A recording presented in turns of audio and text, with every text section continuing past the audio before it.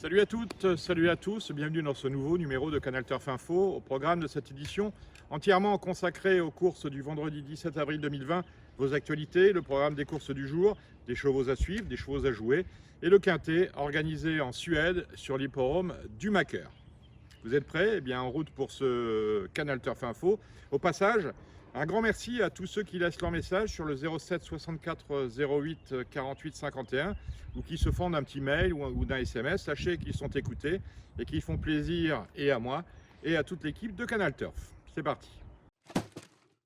Bien évidemment, le sujet majeur qui occupe le monde des courses durant cette crise économico-sanitaire, c'est la reprise des courses sur notre sol. Selon les informations en notre possession, et en dépit de la date du 11 mai, sur laquelle chacun devrait travailler aujourd'hui, on ne sent, et je ne sens aucun frémissement de ce côté-là. La semaine qui s'achève, puisque nous serons vendredi quand vous verrez ce programme, n'a vu de concret qu'une réunion vidéo entre trois représentants d'associations professionnelles, Stéphane Meunier pour les entraîneurs, les drivers jockeys du trot, Mathieu Boutin et Nicolas Clément pour leurs homologues du galop, face à un représentant du ministère de l'Agriculture. J'ai reçu le communiqué qui résume cette entrevue.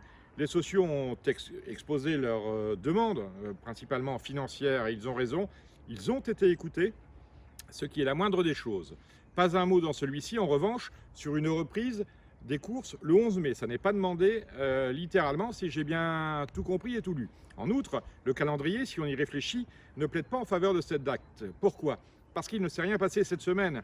La seule semaine pleine pour bosser est celle qui débutera lundi prochain, car après, les deux autres seront amputées d'une journée, puisqu'on trouvera dans ces semaines les fêtes du 1er et du 8 mai.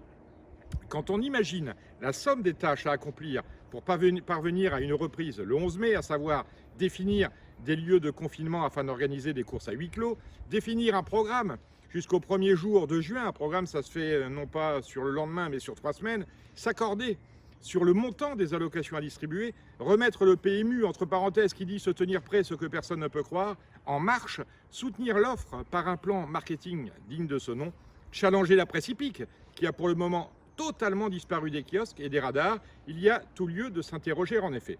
Il va de soi en outre qu'attendre le bon vouloir d'un gouvernement qui navigue à vue, sans philosophie et sans certitude, risque de nous placer demain en concurrence frontale avec l'offre des grands sports que sont le football, le tennis, le rugby et j'en oublie, et gréver considérablement les enjeux importants que l'on peut encore espérer si les courses redémarrent avant eux. Autrement dit, pour redémarrer le 11 mai, il aurait presque fallu être prêt hier. Et pour repartir le 4 mai dans ce cas. Car mardi prochain aura lieu une grande réunion en visioconférence réunissant la filière et les ministres du budget et de l'économie face à Bruno Le Maire et Gérald Darmanin. Et à côté d'eux, leurs conseillers, nous aurons Cyril Linette, Jean-Pierre Barjon, François Laurence, Guillaume Maupas, Édouard de Rothschild, Loïc Malivet, Olivier Deloy et Philippe Augier. Voilà pour les noms que j'ai pu collecter. Et ceux-là vont détailler leur plan de sortie de crise en demandant sans doute que la reprise des courses puisse avoir lieu le 4 mai pour être assuré, j'imagine, de leur tenue 7 jours plus tard, autrement dit le 11. En attendant, le parieur qui est au centre de nos préoccupations dans ce programme patiente avec des courses assez exotiques finalement, de nouvelles destinations étant appelées à lui être proposées demain.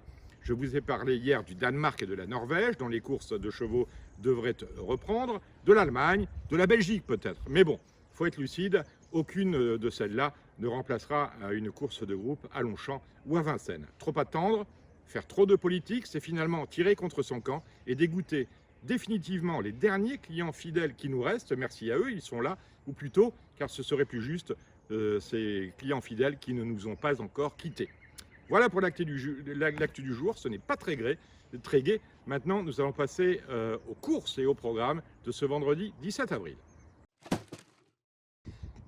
Le programme, vous le connaissez, maintenant on a pris l'habitude, on a 6 ou 7 réunions, là il y en a 7 des réunions en Suède, en Australie et en Floride. Le quintet a lieu lui à Oumaker dans la 9e course dont le départ sera donné à 21h15, c'est donc un quintet en nocturne.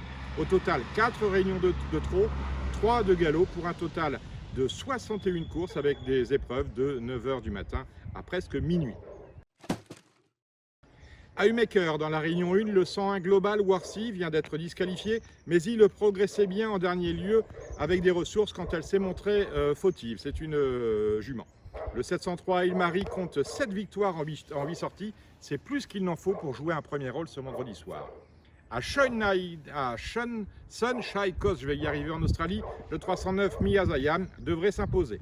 À Cranbourne, toujours de l'autre côté de la planète, le 103 Kawadi devrait lutter pour la victoire. À Solvala, le 501 Extreme Bro 2 a montré des moyens en Finlande, tandis que le 707 Announcement, qui vient de faire une bonne rentrée, reste en gros retard de gain.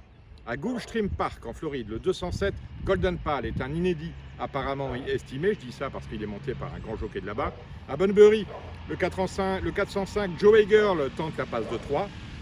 Et à Calmar, enfin en Réunion 7, le 107 Speed VC vient de se classer deuxième pour ses débuts. Suivez-le.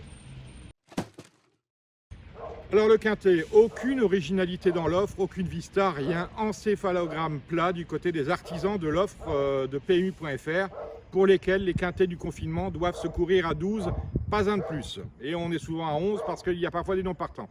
C'est encore malheureusement le cas ce vendredi soir avec 12 partants âgés de 5 à 8 ans sur la distance de 1640 mètres avec départ à l'autostart. De base, selon nos pronostiqueurs, l'As No Limit Jimit, dont les dernières tentatives sont toutes bonnes, et le 6, Atlas Igra, qui possède le meilleur chrono sur le parcours. Faites avec ça. Bon voilà, avant d'aller euthanasier le chien, si vous avez une information à nous communiquer ou un message particulier à partager avec ceux qui nous suivent régulièrement, vous pouvez le faire via un numéro de téléphone, le 07 64 08 48 51, 07 64 08 48 51. C'est un numéro de portable non surtaxé sur lequel vous laisserez votre message. Une adresse mail également, info19@canalturf.com. Likez ce programme, partagez-le sur les réseaux sociaux habituels, Facebook, Twitter, Instagram, mais également sur YouTube où nous avons une chaîne. Pour ma part, demain même heure, je vous retrouverai au même endroit. Merci de suivre de manière aussi nombreuse Canal Turf Info. Ciao.